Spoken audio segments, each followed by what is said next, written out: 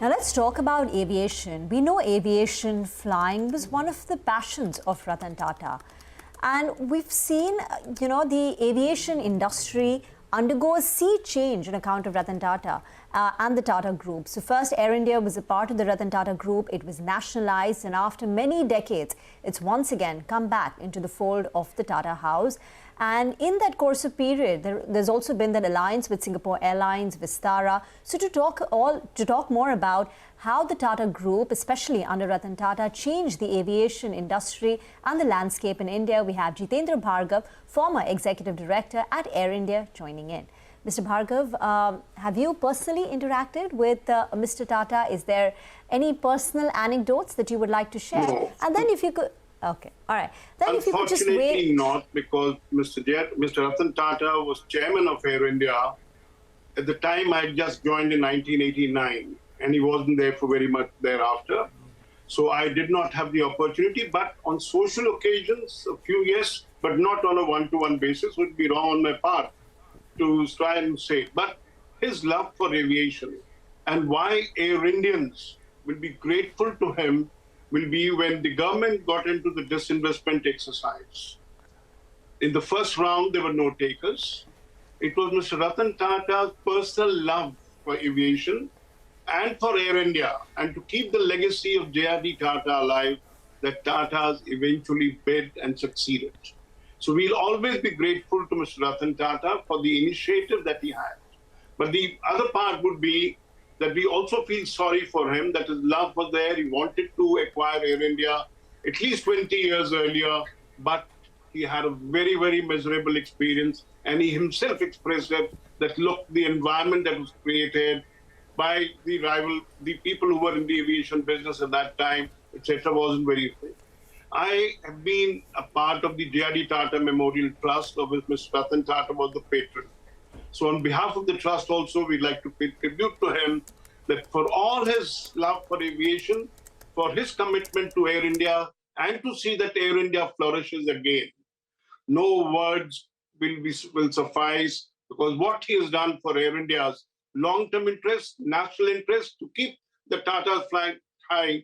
And that's one reason why people are so enamored of Air India, notwithstanding that in the last 2.5 years, Air India has not met the expectations the way people were looking forward, but they still want to give Tata House the credit for it and are waiting patiently for it. And the biggest tribute that one can pay to the House of Tatas, led by Ratan Tata for the last 3 decades, is that when the disinvestment took place, there was no political turmoil. Why was it that there was no turmoil? Because it was the Tatas which was acquiring Air India. Had it been any other company acquiring house, this project would not have succeeded.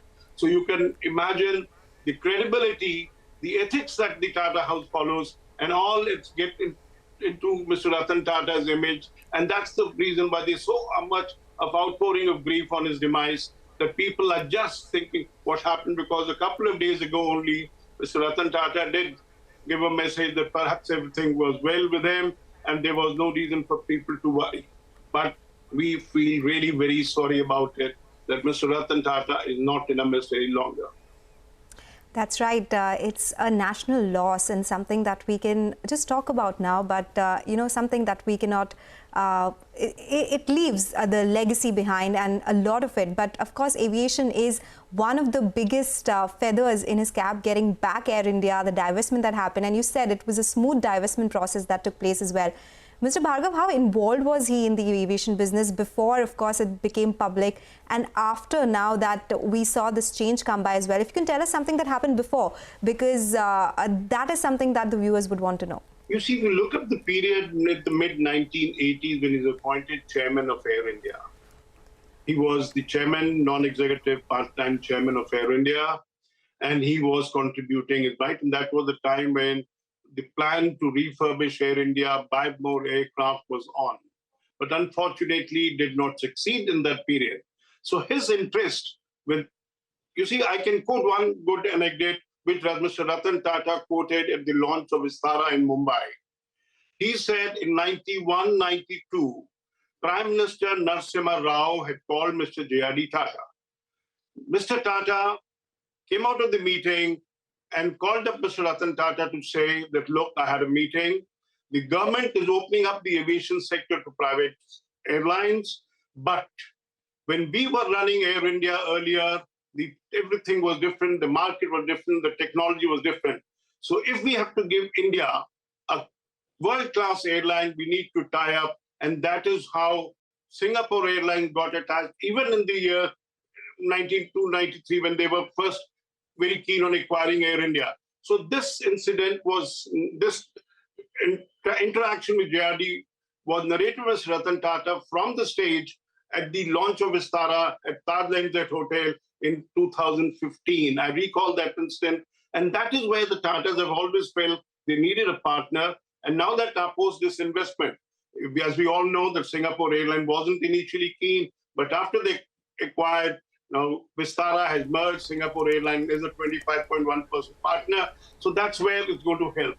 So Mr. Ratan Tata's focus was very much there, that we needed an airline and we needed a world-class airline, and they're all working in that direction. So far we have been saying that Tatas were going to keep the legacy of JRD Tata alive.